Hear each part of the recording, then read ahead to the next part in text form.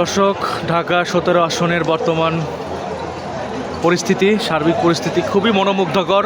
সবাই খুব শান্তিপূর্ণভাবে ভোট দিয়েছে এবং খুবই মনোমুগ্ধকর পরিবেশ, পরিস্থিতি ঠান্ডা। আমরা একটু দেখার চেষ্টা করি, কথা বলার চেষ্টা করি। জি জি, আসসালামু আলাইকুম। গুলশান বিসমিল্লাহির রহমানির কি রহিম। অবস্থা? ভোট তো দিলেন না, জি, পরিস্থিতি কেমন, পরিবেশ পরিস্থিতি কেমন দেখতেছেন? আমি ভোট একেবারে সকাল 8টা বাজে দিয়েছি।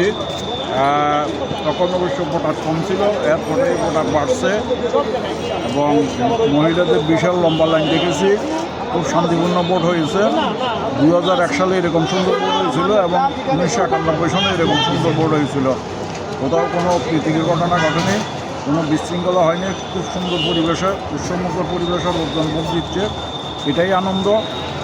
ইনশাল্লাহ জাতীয়তাবাদী শক্তি জয়লাভ করবেন এবং ভবিষ্যতে তারা সুন্দর একটা বাংলাদেশ উপহার দিবেন, যেখানে আইনের শাসন থাকবে, মানুষের নিরাপত্তা থাকবে, মানুষের অর্থনৈতিক সমৃদ্ধি হবে।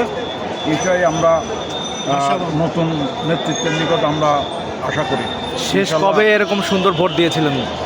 আমরা এরকম সুন্দর ভোট দিয়েছি, যে বললাম 2001 সালে দিয়েছি এবং 1991 সালে দিয়েছি, যখন ম্যাডাম খালেদা জিয়া রাষ্ট্রীয় ক্ষমতায় আসলেন।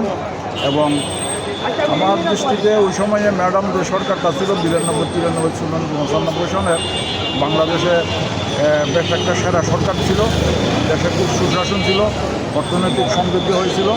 আমাদের প্রত্যাশা আমাদের সুযোগ্য নেতা জনাব তারেক রহমানের নেতৃত্বে ভবিষ্যতেও আমরা এরকম একটা বাংলাদেশ পাব, যেখানে অর্থনৈতিক সমৃদ্ধি হবে, জনগণের নিরাপত্তা থাকবে এবং বহির্বিশ্বে বাংলাদেশের সুনাম শহীদ প্রেসিডেন্ট জিয়াউর রহমান যেভাবে সারা বিশ্বকে বাংলাদেশকে সমুন্নত করেছিলেন, ইনশাআল্লাহ ভবিষ্যতেও আমাদের আশাবাদী আমাদের প্রিয় নেতা তারেক রহমান বাংলাদেশকে উন্নতির শিখরে উন্নীত করবেন। সকলকে অনেক ধন্যবাদ। জি স্যার, আপনার পরিচয়টা? আমি মোহাম্মদ ইসমাইল। আমি একজন সিনিয়র জেলা দায়রা জজ, 2 বছর আগে অবসর গ্রহণ করেছি। আমি কক্সবাজারে সিনিয়র জেলা জজ থাকা অবস্থায় সেখানে 5 বছর আগে মেজর সিনিয়র মার্ডার হয়েছিল। আমি সেই মামলাটা বিচার করেছিলাম এবং আপনারা অনেকেই জানেন টেকনাফের উঁচু ছিল ওই প্রদীপ, যেখানে তার মৃত্যুদণ্ড হয়েছিল এবং যে মেজর সিনিয়রকে গুলি করেছিল ইন্সপেক্টর লিয়াকত, তারও মৃত্যুদণ্ড হয়েছিল।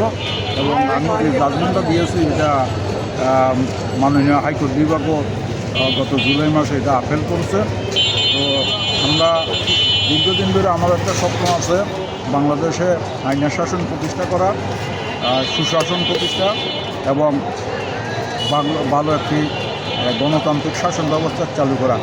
আমার প্রত্যাশা এটা আমাদের ভবিষ্যতে আমরা এটা অর্জন করতে পারবো।